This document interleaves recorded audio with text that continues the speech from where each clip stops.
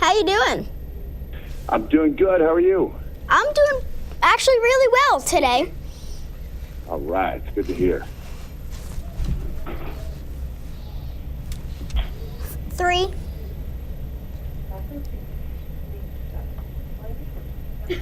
Welcome to JPI TV. I'm Gavin Ingrassia reporting for Just Print It Television. Today I will be interviewing Mick Foley.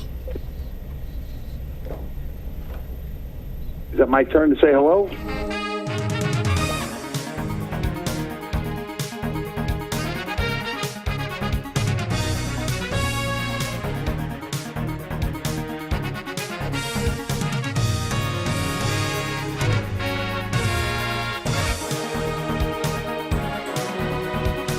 Questions?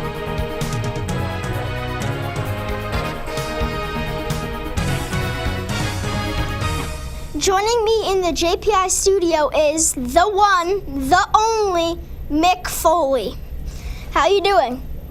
Hey, I'm doing good. It's a pleasure to talk to you guys today in the studio, live. Yep, it's a pleasure to have you. Thank you very much. I know you've been working really hard on getting this interview, so I hope it's not a big disappointment to you. No, I definitely won't be. How can you tell? Where are you calling from right now?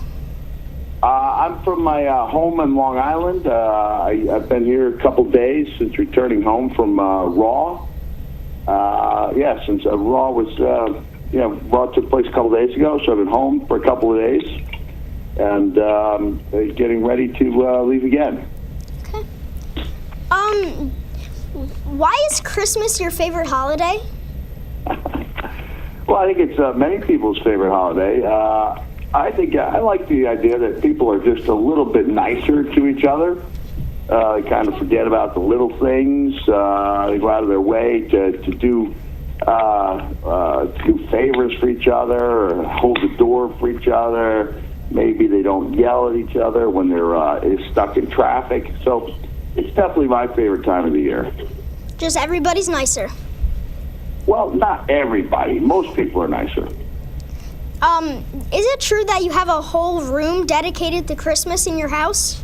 No, that's not true. I have an entire floor dedicated to Christmas. A floor? Oh my God. Entire floor. So half the house is dedicated to Christmas. What do you say to people who ask if Santa's real? Well, I just say he's real to me. He's alive and well in our house. So I hear that if you stop believing in him, that's when you stop. That's when you start getting socks and underwear for Christmas. I think it's in everybody's best interest to keep believing as long as you can. And I'm 51, and I still believe. What's your most insane match ever? Let me see. Maybe the cell match from 1998, and I was also involved in a match in Japan in 1995 where, let me see, the ropes were taken down, barbed wire was put up in its place, real barbed wire for those counting at home, and at the 10-minute mark, there were also 4 foot by 6 foot plywood boards that were laced with barbed wire and that had plastic explosives in them. So if you landed on the boards, they would explode. And then at the 10-minute mark, the ring was set to the ring exploded. So that was kind of a crazy match. That's insane. Yeah, I was in pretty rough shape when I returned home from that one. How did you feel when you got put in the Hall of Fame? Oh, yeah, that was a big honor, especially because it was in Madison Square Garden, where I had grown up going to the matches, and I had hitchhiked and taken trains there. So it was great to be there, in front of my friends and family. It was a really cool night for me. How did you feel winning the championship belt against The Rock? And for the record, I got a much better response than President-elect Donald Trump got at Madison Square Garden, just for the record. Winning the championship from The Rock was an incredible feeling. My son Huey is laughing at that last remark. Winning the championship from The Rock was an incredible feeling, and the nice thing about that match is that the huger he becomes as a star, the better that match makes me look. So every year as he gets bigger and bigger, it just makes me look better and better. And now that he's the world's sexiest man, I'm like, yes, I did beat the world's sexiest man to the WWE title. Who is your most difficult opponent? The most difficult opponent? Let me see. There were a number of them. The Rock was one of them for sure. The Undertaker was another one. I would say Stone Cold Steve Austin was another one. And Terry Funk with an N, just so you don't get in any trouble with your school assignment. What appealed to you about wrestling? Oh, I was drawn to professional wrestling by the combination of athleticism and theatrics. And I was not a great natural athlete, and I thought I could make up for my lack of natural athletic ability with a flair for the dramatic. And Mr. DeFino, one of your teachers, he saw me in college, and he can attest for my flair for the dramatic. What do you think about Vader getting put in the Hall of Fame? Oh, well, I would like to see Vader put in the Hall of Fame. Every year it's fun to try to figure out who's going to make it, and I think it's always been a matter of time before a guy like Vader makes it. But his health has been, he's had a tough run with his health, and so I think it'd be great if he got in this year, especially because I know how much it would mean to him.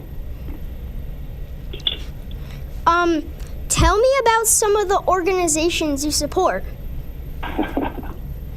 Well, let me see. This December, I will be volunteering a few times a week for a group called Christmas Magic. And they're an organization run by volunteers that help make the magic of Christmas morning possible for the thousands of children living in homeless shelters or foster homes or in transitional housing on Long Island. I'm also involved with a great group called RAIN, which is the nation's largest anti-sexual assault organization. And I also was able to donate some money to some great organizations through the sale of socks. So we did some things for the Wounded Warriors, for the USO, Metro Washington.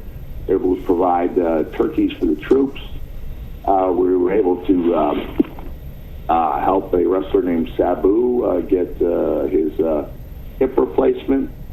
I helped my own children. I helped them pack up 72 boxes for an organization called for a project called Operation Christmas Child. So they were able to box up 72 different. They were able to package 72 boxes that would go to children around the world who usually don't get anything of material nature. Well, thank you for supporting all these causes. Well, you're welcome. You're welcome. Why did you become a writer? Well, I didn't know it, but I had been a writer from the time I was very young. When I picked up my pen and put it to the paper in 1999, it was just a way of telling my story. Because I thought I could do it better than the professional writer that WWE had assigned to the project. And it turned out that I had a talent for telling stories on with the written word. And I think it encouraged a lot of people to not only try their hand at telling stories, but to see what other hidden talents they might have. Do you have any advice for somebody who would want to become a writer? To really pursue their passion, to not take no for an answer. There's been so many great writers throughout history who've been rejected time and time again. Some of the great novels in history have been rejected countless times, and just follow their dream. Writing is something that people can do. Late at night, it's something you do in hotel rooms, it's something that you can do on vacation, it's something that you can do almost anywhere. And so there are no rules for writing. I'd say the only rule is to just follow your dream. Okay. Do you have any advice for anybody who would like to become a pro wrestler? Oh, wow. My advice would be to stay to stay far away from that particular dream. That's a dangerous one. But if they insist on it, then they should get proper training at any number of schools that have turned out respected pro wrestlers. It's easy to find out, which schools have placed people with organizations and who has gone on to do well. So that's really important. It's important for anybody who is, determined to be a pro wrestler to stay in school, and I would encourage them to get a college degree, because there are very few jobs, and there's a lot of supply and not that much demand. So I would encourage anybody who is interested in becoming a professional wrestler to do as well in school and to go as far in school as they possibly can. Okay. What have you learned from the wrestling experience?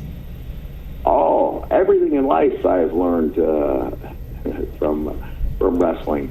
I think it would be impossible for me to list everything that I've learned through wrestling. I think it's been an incredible education. I think it's an education second to none. And if anybody were to scoff at that notion, I would tell them to, try traveling the world for 31 years, visiting 49 states and 37 countries, meeting people of all different creeds, races, origins, beliefs, backgrounds, and learn from them, and read while you're doing it. So I think I would put the education I received on the road up against the education anyone has received at an Ivy League college or any other institution of higher learning.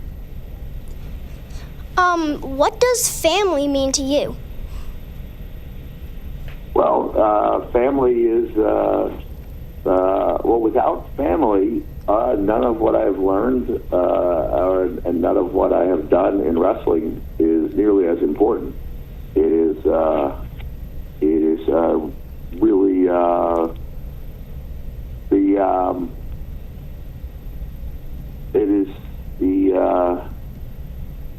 it's kind of the roots.